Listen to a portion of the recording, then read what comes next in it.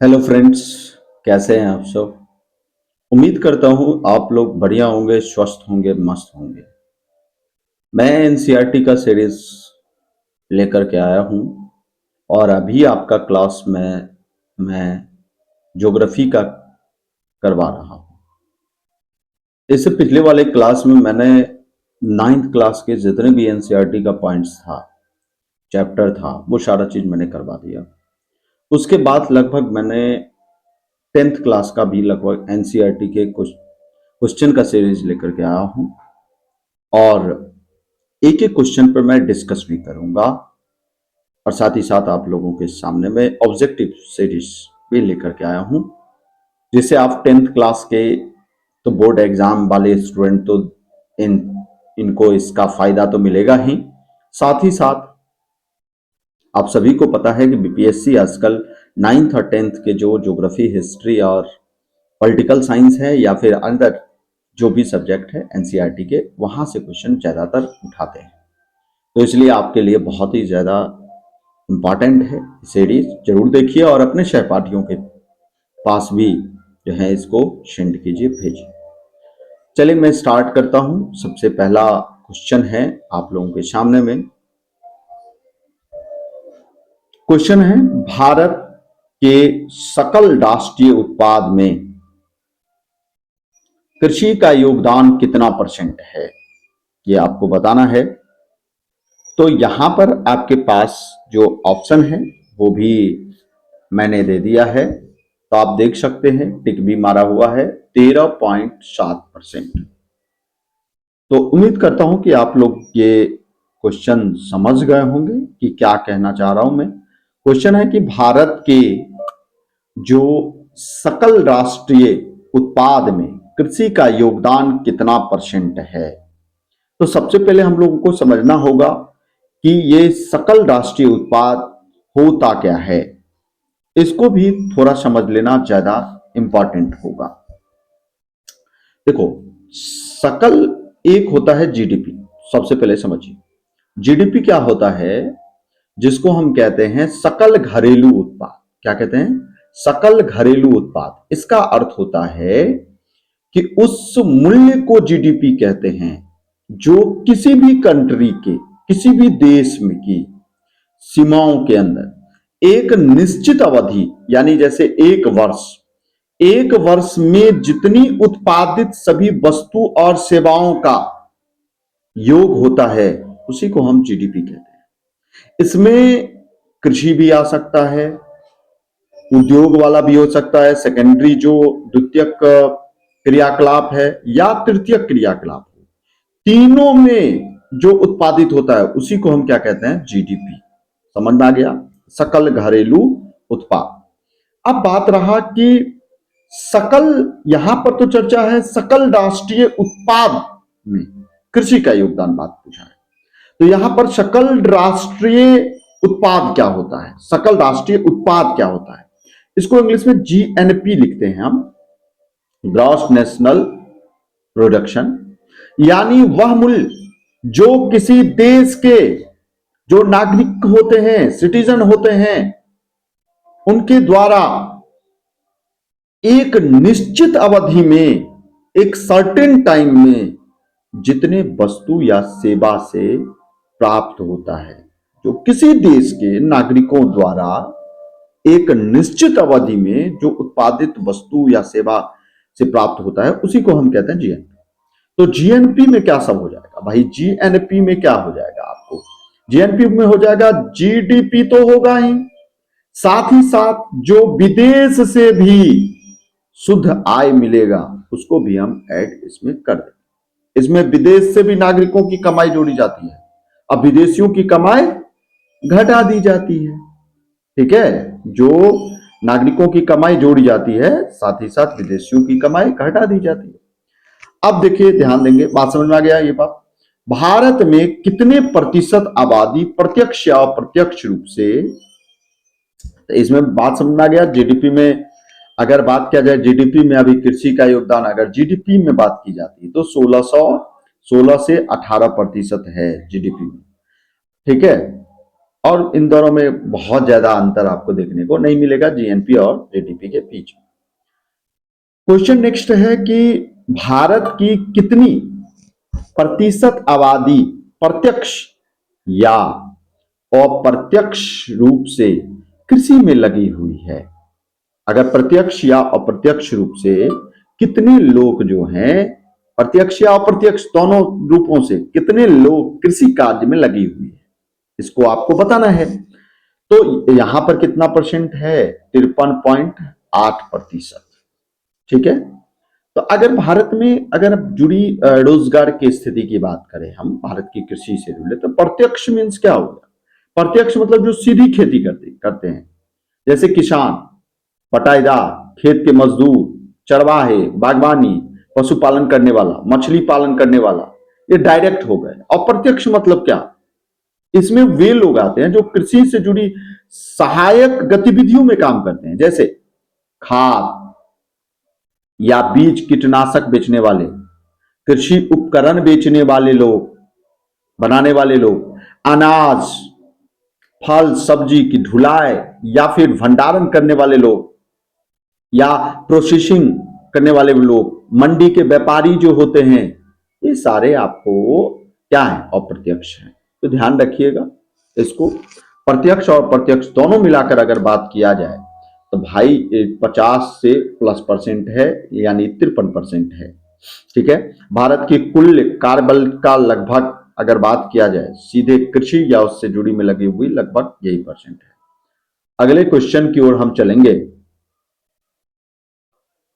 Next question आपके सामने ये है कि वर्तमान में जो कुल कृषि की भूमि का कितना प्रतिशत भाग प्रति भूमि है? तो 5%। ध्यान रखें इस बात को। क्वेश्चन आपसे पूछा गया वर्तमान समय में कुल कृषि के वर्तमान समय में कुल कृषि भूमि का कितना प्रतिशत भाग प्रति भूमि का है, यह आपसे क्वेश्चन पूछा गया है। तो बात तो थोड़ा समझिए पहले। आपसे क्वेश्चन क्या पूछा गया? कुल कृषि भूमि का टोटल। पहले हमको यह समझना पड़ेगा कि कुल कृषि भूमि है कितना। तो अगर वर्तमान समय में भारत की कुल कृषि भूमि की बात करें तो वो 60% है। कितना परसेंट है? 60%। ध्यान रखिएगा। लेकिन आपसे क्वेश्चन क्या किया गया है? क्वेश्चन पूछा गया है आपसे कि वर्तमान समय में जो कुल कृषि भूमि है उसमें से कितनी प्रतिशत भाग प्रति भूमि है। प्रति भूमि कितनी है?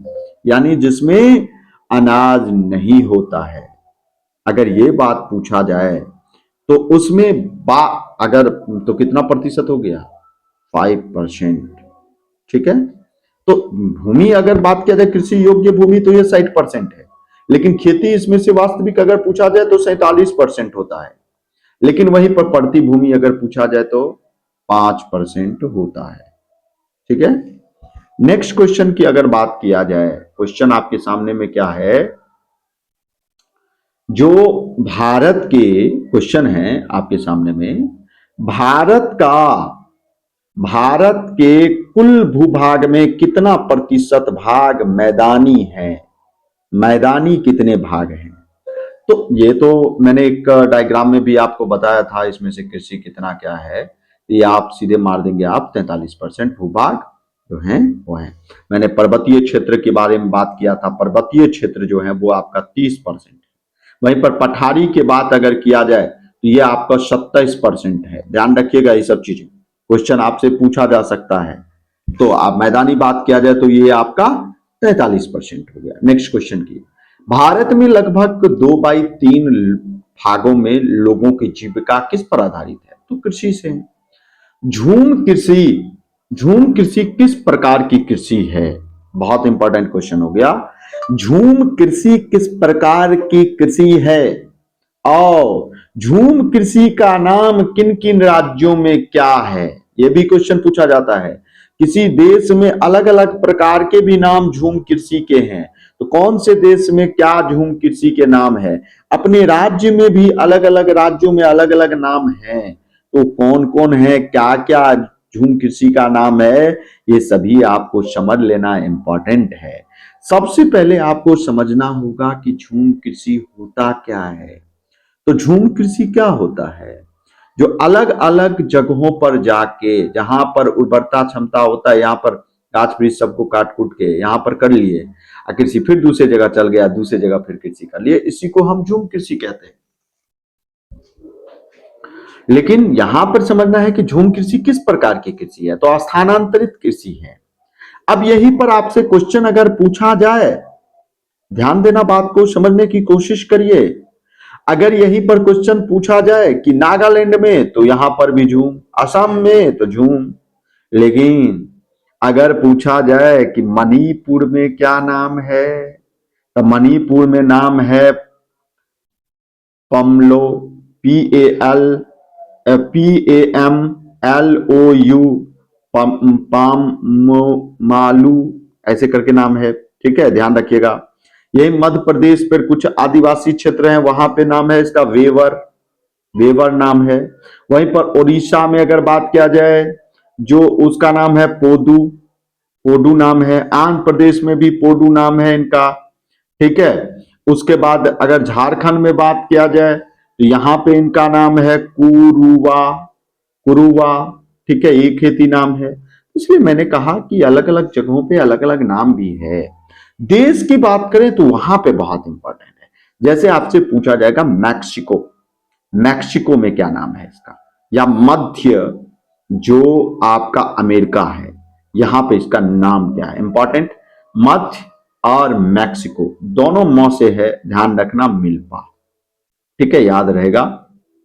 वहीं आपसे पूछा जाएगा ब्राजील में, ब्राजील या अमेजन वाले क्षेत्र में क्या नाम है इसका, तो ब्राजील में इसका नाम है रोका। ठीक है, याद रखना। इंडोनेशिया में यही बात पूछा जाए आपको, इंडोनेशिया, इंडोनेशिया में, तो इंडोनेशिया में अगर पूछा जाए तो इसका नाम है लदांग, लदांग पूछा होगा। वहीं पर पूछा जाएगा फिलीपींस में, फिलीपींस में, तो फिलीपींस में इसका नाम क्या है, चाइंगिन, चैंगिन। अफ्रीका में अगर पूछा जाए आपका, अफ्रीका, अफ्रीका में अगर पूछा जाए तो ये आपका जाम्बिया, ऐसे करके नाम है। श्रीलंका में चेना नाम है इसका। तो अलग अलग देशों में भी इनका नाम अलग अलग है। नेक्स्ट क्वेश्चन है कि, क्वेश्चन है कि भारत के किस राज्य में सोपानी यानी सीढ़ीनुमा खेती प्रचलित है और कैसे की जाती है, ये भी इंपॉर्टेंट है। कैसे होता है, कहां कहां होता है, ये सब क्वेश्चन पूछा जाता है।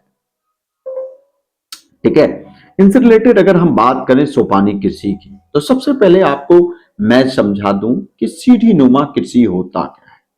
सीढ़ीनुमा कृषि क्या होता है, जिसको हम टेरेस्ड कहते हैं, फार्मिंग कहते हैं, किस राज्य में होता है और यह कैसे की जाती है, तो सोपानी कृषि या स्टेप कृषि भी कहते हैं इसे, या टेरेस भी कृषि कहते हैं।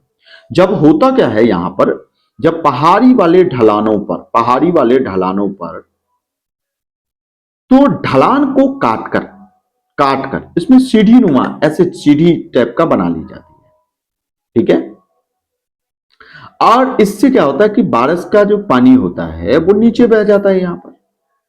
ठीक है, पानी बह जाते हैं, बल्कि खेत में रुककर मिट्टी की नमी बनाए रखता है, और इससे मृदा अपरदन जो है इसमें कम होता है, होने की संभावना होता है, और पानी का सही उपयोग होता है। भारत में यह कृषि, अगर सोपानी कृषि पूछा जाए कि कहां कहां होता है, तो ये खास करके जो पर्वतीय, पर्वत वाला एरिया है या पहाड़ी वाला जो एरिया है उनमें होता है। जैसे आपको यूके, उत्तराखंड में होता है, हिमाचल प्रदेश में भी होता है, ध्यान रखना। यहां पर सेब, आलू, मक्का, गेहूं ये सब उपजाए जाते हैं। जम्मू कश्मीर में भी आपको देखने को मिलेगा। जो उत्तर पूर्वी एरिया वाला है, उत्तर पूर्वी एरिया वाला अगर हम बात करें, ये वाला एरिया है, इनमें होता है, जहां पर पर्वत पहाड़ वाला एरिया होगा, जैसे अरुणाचल प्रदेश हो गया, नागालैंड हो गया, ठीक है, मेघालय हो गया, मिजोरम हो गया, इसमें धान और मक्का की खेती की जाती है। पश्चिम बंगाल में भी की जाती है, चाय की खेती सीढ़ीनुमा खेतों में होती है, दार्जिलिंग वाले क्षेत्र में, केरल और तमिलनाडु वाले क्षेत्र में भी होता है, जो मसाले और आपको चाय, कॉफी, रबर, ये सब सारा ट्रेसिंग फार्मिंग के द्वारा होता है। तो ये क्वेश्चन भी आपके लिए बहुत इंपॉर्टेंट था, मैंने पहले कहा एक क्वेश्चन से बहुत सारे क्वेश्चनों को भी मैं समझाऊंगा। इसलिए इस वीडियो को आप लोग ज्यादा से ज्यादा, आप लोगों से रिक्वेस्ट है कि इसे जितना ज्यादा आप शेयर करोगे ना, उतना मेरा मनोबल बढ़ेगा और आप लोगों को मैं उतना समझा पाऊंगा। तो इसलिए थोड़ा ध्यान दीजिएगा, शेयर पर ज्यादा ध्यान दीजिएगा। झूम खेती जो होती है भारत में किस भाग में होती है? तो मैंने अभी बात किया, तो भाई पूर्वोत्तर भाग में होता है, पूर्वोत्तर भाग में। ने इनमें से कौन सा उस कृषि प्रणाली को दर्शाता है जिसमें एक ही फसल लंबे चौड़े क्षेत्र में उगाई जाती है? तो ये आपका सिंपल सा है क्वेश्चन, और ये आंसर हो जाएगा रोपण कृषि। क्वेश्चन आपसे क्या पूछा गया, ध्यान देना। सबसे पहले आपको यह समझना पड़ेगा कि रोपण कृषि होता क्या है, गहन कृषि क्या होता है, स्थानांतरित कृषि क्या होता है, बागवानी कृषि होता क्या है, किस किस प्रकार की खेती की जाती है इसमें, और ये कृषि के बारे में कौन कौन सी खेती की जाती है, इन सब के बारे में कौन कौन से समय में की जाती है, टाइम क्या है इसका पीरियड, इन सब के बारे में ज्यादा से ज्यादा कहां पे क्या होता है, सारी चीजों को जानकारी हम लोग प्राप्ति करेंगे। एक ही क्वेश्चनों को मैं समझाऊंगा, बारी बारी से मैं थोड़ा समझा दूंगा, ज्यादा बेहतर होगा। सबसे पहले मैं ले लेता हूं, टॉपिक दे देता हूं, टाइप्स ऑफ फार्मिंग। मैं एक बार देखो 16 मिनटों का वीडियो हो चुका है, 20 मिनटों में पढ़ाऊंगा। 20 मिनट में आपके जो कृषि से संबंधित जितने क्वेश्चन होंगे, पैसेंस और हम पे विश्वास बना के रखिए आप लोग। 100% आपके एक एक क्वेश्चनों का जवाब मैं दे दूंगा। आपको कृषि से रिलेटेड नहीं छूटेगा क्वेश्चन, गारंटी। आप पूरे ऑब्जेक्टिव मान लोगे। भारत में प्रमुख कृषि की जो पद्धति है, पहला कौन सा है, मान लेते हैं रूपांतर। पहला रूपांतर मान नहीं लेते हैं, यही रूपांतर। इसमें मैंने आपको बता दिया, ठीक है। इसमें रूपांतरित कृषि के बारे में मैंने बात किया इसमें, ठीक है। दूसरा आपका होता है गहन कृषि। तो गहन कृषि क्या होता है पता है आपको? गहन कृषि के बारे में अगर मैं बात करूं, यहां पर ये हो गया था, ये वाला क्वेश्चन है, 9वां नंबर क्वेश्चन है, ठीक है। तो गहन जो इंटेंसिव फार्मिंग होता है, इसको गहन कृषि कहते हैं। यह सीमित भूभाग में की जाती है, पर अधिक उत्पादन प्राप्त करने के लिए भूमि और श्रम अत्यधिक इसमें लगते हैं। विशेषता यही है कि हर साल एक से अधिक फसलें उगाई जाती है, जैसे धान, गेहूं, गन्ना और सब्जियां। ये सब सारी कृषि यहां पर की जाती है वर्ष भर, लेकिन सिंचाई सुविधा होने पर यह 3 फसलें यहां पर उगाई जा सकती है, ठीक है। उसके बाद मैंने बात किया, रूपांतरण समझ में आ गया आपको। उसके बाद स्थानांतरित जो शिफ्टिंग कल्टीवेशन, ये क्या होता है? जंगल को काट काट के एक स्थान से दो 3 साल फसल उगाई जाती है, फिर उसको भूमि को छोड़कर एक स्थान से दूसरे स्थान चल जाते हैं। इसके बारे में मैंने पिछले क्वेश्चन मैंने डिस्कस भी किया था। बागवानी कृषि की अगर हम बात करें, ये बागवानी कृषि जो है, ये आपका क्या है? ये कृषि है आपको जिसमें आपको फल, फूल, सब्जी, मसाला, ये सब सारे उगाए जाते हैं। ये नकदी फसल है, अधिक लाभकारी कृषि है। सिंचाई और तकनीकी खेती होती है।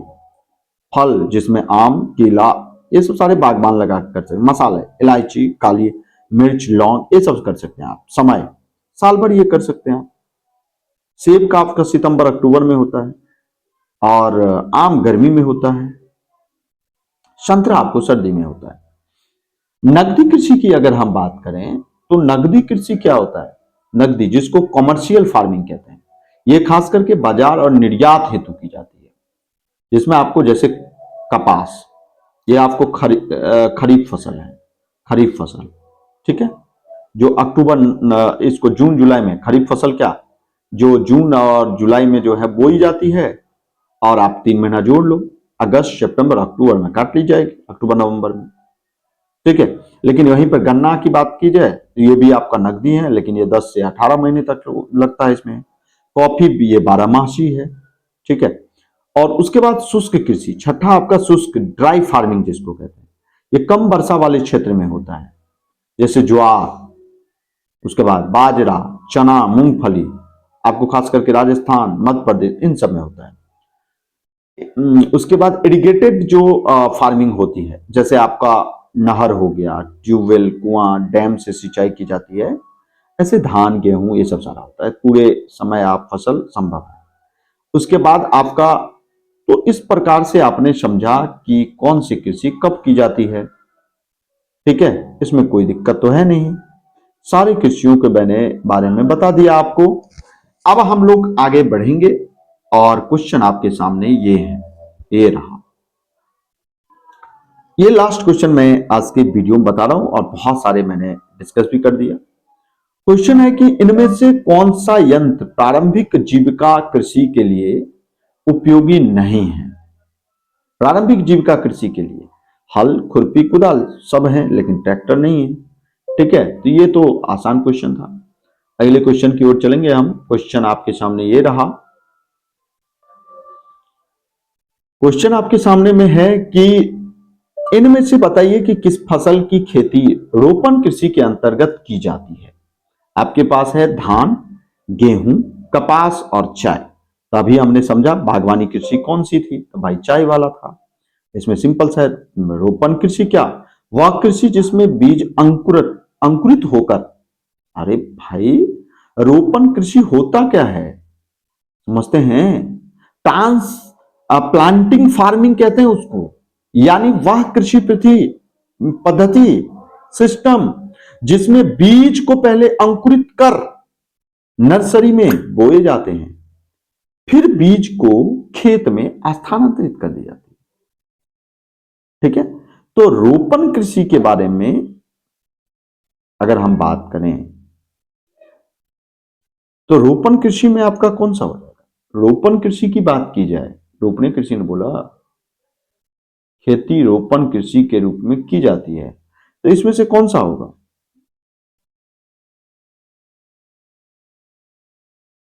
रोपण कृषि क्या होगा, रोपण कृषि यही ना हुआ भाई, धान हो गया रोपण कृषि में, तो चाहिए रोपण कृषि नहीं, रोपण कृषि हो गया आपका धान, गेहूं, कपास, चावल, इनमें से कौन सा होगा। तो एक तो धान होना चाहिए, चावल नहीं होना चाहिए, चाय नहीं होना चाहिए। रोपण कृषि धान है, ठीक है, ये होना चाहिए, ये आंसर होना चाहिए। चाय हमें नहीं लग रहा है होगा। रोपण कृषि इसमें से कौन सा नहीं है, चाय भी होगा रोपण कृषि। चाय कौन सी है भाई, बागवानी कृषि है। ठीक है, चाय कौन सी कृषि होगी, चाय बागवानी कृषि होगी, मैंने पहले बताया आपको। ठीक है, चाय बागवानी कृषि के अंतर्गत आप डिवाइड कर दीजिए। यहां पे आंसर थोड़ा गलती हो गया। नेक्स्ट क्वेश्चन है, इनमें से क्वेश्चन है कि इनमें से कौन सा रोपण फसल नहीं है। गेहूं, गन्ना, चाय या रबर। रोपण कृषि अभी हमने बात किया कि कौन सा नहीं है, गेहूं नहीं होगा। लेकिन आप कहोगे कि ऊपर वाला में आपने ये कहा, नीचे वाले में, तो यहां पर ये आपका ऑप्शन ये दोनों होगा, चाय भी होना चाहिए, रोपण फसल। खेती, फसल की खेती, खेती रोपण कृषि के अंतर्गत की जाती है, खेती खेती, तो इसलिए यहां पर, ठीक है, यही होगा। कौन सा नहीं है, तो भाई गेहूं नहीं है, गन्ना तो है ही, चाय होगा ही। ठीक है, नेक्स्ट क्वेश्चन की ओर। यहां पे नेक्स्ट क्वेश्चन आपके सामने में ये है कि रबी फसल की बुआई किस माह में की जाती है, कटाई कब की जाती है। दोनों चीज, और रबी फसल में कौन कौन सी फसल आती है, इंपॉर्टेंट हो जाता है। तो रबी फसल को थोड़ा ध्यान से समझ लीजिए। रबी फसल आप लोग टॉपिक दे देंगे अपने कॉपी में। इसका जो रबी फसल का बुआई की समय है, ये आप ध्यान सकते हैं रबी, ये आपका अक्टूबर। देखिए अक्टूबर से क्या होता है, रबी मतलब ध्यान रखना भगवान सूर्य और इनकी प्राप्ति, लोग रबी रबी करने लगता है और ठंडा आने लगता है, तो इसलिए लोग ध्यान रखिएगा। और भाई दिसंबर में तो होता ही है, ठीक है, आपका बुआई अक्टूबर से दिसंबर, मतलब इस समय रबी की जरूरत होती है, भगवान सूर्य की जरूरत होती है, इसलिए रबी फसल, ठीक है, अक्टूबर दिसंबर ध्यान रखिएगा। यह मुख्य रूप से जो है ना रबी फसल की खेती खरीफ फसल के तुरंत बाद होने लगती है। ठीक है, और इसकी कटाई की अगर बात करें तो जब रबी की जरूरत जब नहीं है, बहुत ज्यादा गर्मी लगने लगेगा, यानी मार्च से लेकर के, आप मार्च से स्टार्ट हो जाएगा और ये आपका अप्रैल तक, सर्दियों के अंत में। रबी में क्या सब हो सकता है, जैसे क्या सब आपको अच्छा लगेगा? गेहूं, जौ, चना। गर्मी में चना खूब गर्म होता है, ठंडा लगेगा, गर्मी ठीक रहेगा। सरसों का तेल खूब लगाओ, ठीक ना, ध्यान रखिएगा। मक्का का रोटी और नून तेल, उसमें खाने में मजा आएगा। आलू, ठीक है, ये सारे गर्माहट वाला चीजें जो हैं इसमें आप खा सकते हैं। तो ये सारे चीजें रबी में होता है। अक्टूबर नवंबर में बुआई होती है, अक्टूबर दिसंबर में, और ये आपका मार्च अप्रैल। कभी आप भूलोगे नहीं जो मैंने ट्रिक बताया आपको। नेक्स्ट क्वेश्चन है कि जायद फसल का उत्पादन किस मौसम में होता है? जायद, और जायद फसल में कौन कौन सा फसल आ जाता है भाई? जायद फसल जानना जरूरी है, इंपॉर्टेंट है। तो जायद फसल अगर हम बात करें, उन फसलों को कहा जाता है जो खरीफ और रबी के बीच, जायद आ जाता है, रबी और खरीफ के फसल के बीच में आता है। तो रबी और खरीफ के बीच में, तो भाई कौन सा हो जाएगा? मार्च अप्रैल, अप्रैल के बाद जून जुलाई, अप्रैल से लेकर जून तक के बीच में होता है, ठीक है, मानसून की शुरुआत से पहले होती है। जैसे तरबूजा, खरबूजा, खीरा, लौकी, ये सब जायद है। अब पानी हो जाएगा तो फिर नहीं होगा, तो ध्यान रखिएगा। मूंगफली, तिल, हरी सब्जियां जो भी है जायद के अंतर्गत आता है, ठीक है। उच्च इसको तापमान चाहिए और हल्की वर्षा इनके लिए उपयुक्त होता है, ध्यान रखिएगा। नेक्स्ट क्वेश्चन है खरीफ फसल के बारे में। रबी के बारे में हमने तो जान गया और डिटेल्स में जान गया। अब आप लोगों को समझना है खरीफ फसल के बारे में, कौन कौन सी फसल आती है और कब बोई जाती है, कब काटी जाती है। तो ये सारी चीजों के बारे में हम लोग जानकारी प्राप्ति करेंगे। खरीफ फसल, आप देखो कुछ ट्रिक लगाओ, दिमाग लगाओ, जिससे आपको याद रह पाए। खरीफ, खरीफ कब होगी? अब मार्च अप्रैल हुआ खत्म, जून जुलाई, जून और जुलाई, खरीफ, खरीफ, खरीफ, ध्यान रखिए। और सितंबर अक्टूबर में जो है ये काट ली जाएगी। अधिक वर्षा और गर्मियों में ये अच्छी होती है। बुआई की अगर समय में बात करें तो जून से जुलाई, जून या जुलाई के बीच में मानसून की शुरुआत में ये बोई जाती है। और कटाई की अगर बात करें तो हम सितंबर और अक्टूबर में ये काटी जाती है। क्लियर?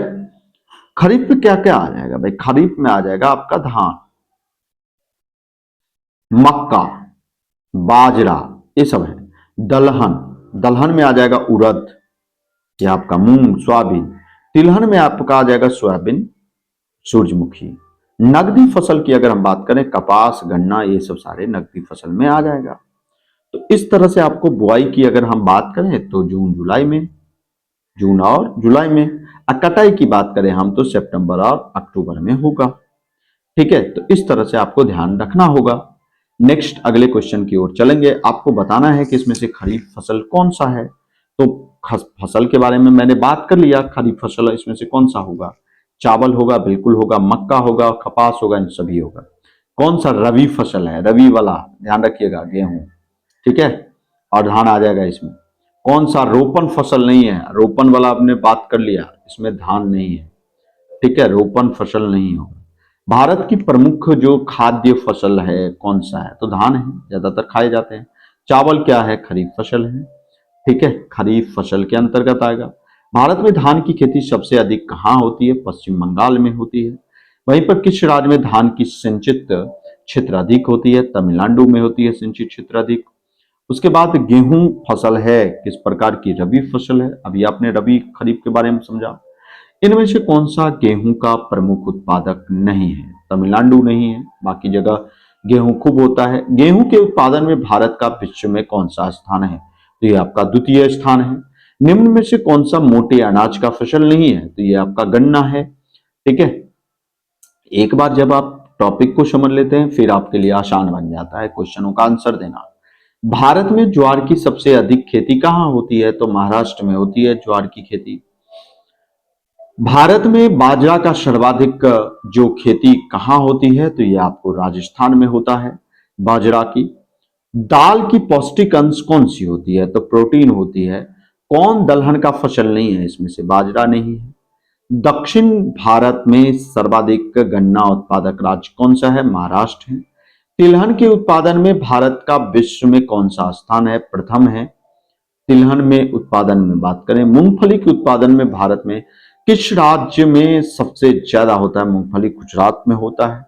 सरसों के उत्पादन में भारत का कौन सा राज्य प्रथम स्थान है, उत्तर प्रदेश है। सरसों किस प्रकार की फसल है, तिलहन है। चाय की सर्वाधिक उत्पादन कहाँ आरंभ हो किया गया था, ब्रह्मपुत्र घाटी में। अधिक दिनों तक वर्षा का वियोग सहना किस फसल के लिए घातक सिद्ध होगा, चाय की खेती के लिए। किस फसल की खेती के लिए ढालू भूमि की आवश्यक होती है, कहवा भूमि की। चाय में किस पदार्थ की उपस्थिति के कारण ताजगी महसूस होती है आपको, थी। विश्व में चाय का सबसे बड़ा उत्पादक देश कौन सा है, भारत है। विश्व में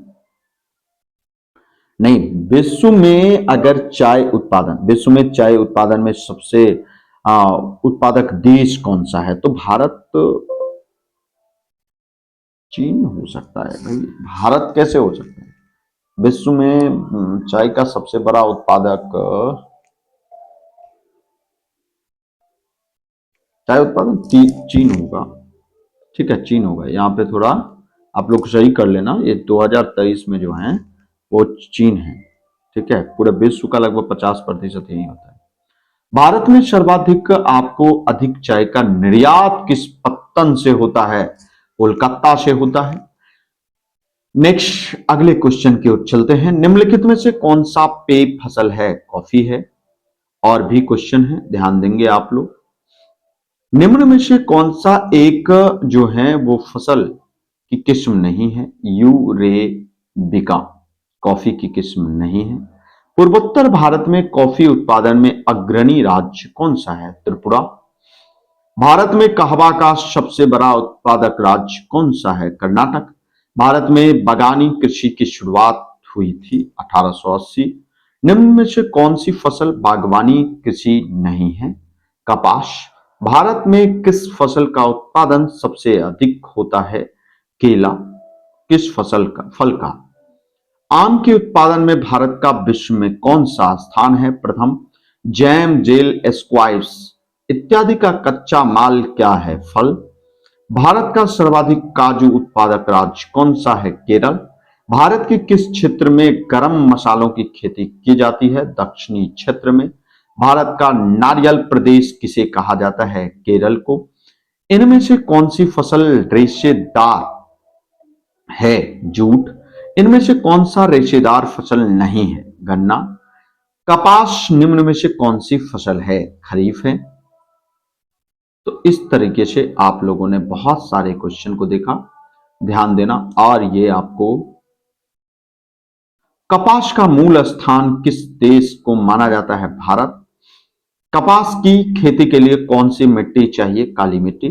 कपास के उत्पादन के लिए कितने दिन पाला रहित होना चाहिए, 210 दिन।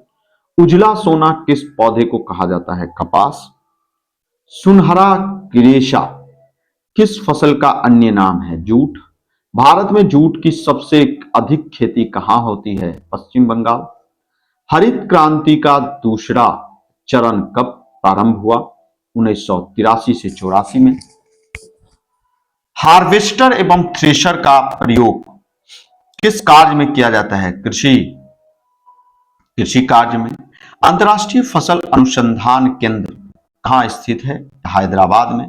केंद्रीय शुष्क क्षेत्र अनुसंधान अनुसंधान संस्थान कहां है, जोधपुर में। भारतीय कृषि की असफलता का एक प्रमुख कारण क्या है, अनियमितता, मानसून।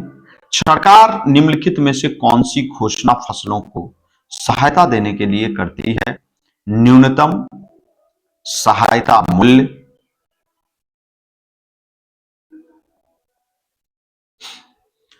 दुग्ध उत्पादन में विश्व में भारत का कौन सा स्थान है, द्वितीय। ऑपरेशन फ्लड से क्या तात्पर्य है? डेयरी विकास। ऑपरेशन फ्लड का दूसरा नाम क्या है? श्वेत क्रांति। दुग्ध उत्पादन से संबंधित ऑपरेशन फ्लड नामक योजना कब प्रारंभ की गई? 1981 में। इस तरह से ये चैप्टर के मैंने डिटेल्स के साथ साथ आपको एक एक क्वेश्चनों के बारे में बता दिया। अब यहां से ये वीडियो देखने के बाद आपको एक भी क्वेश्चन कंपटीशन हो या फिर 10th बोर्ड एग्जाम हो या फिर आपका 9th बोर्ड का एग्जाम हो या फिर 12th बोर्ड का एग्जाम, क्वेश्चन नहीं छूटेगा कृषि टॉपिक से। इसलिए देखिए और इसे ज्यादा से ज्यादा शेयर करिए। धन्यवाद। जय हिंद, जय भारत। अगला वीडियो मैं पुनः लेकर के आ रहा हूं नेक्स्ट टॉपिक और नेक्स्ट सेशन के साथ।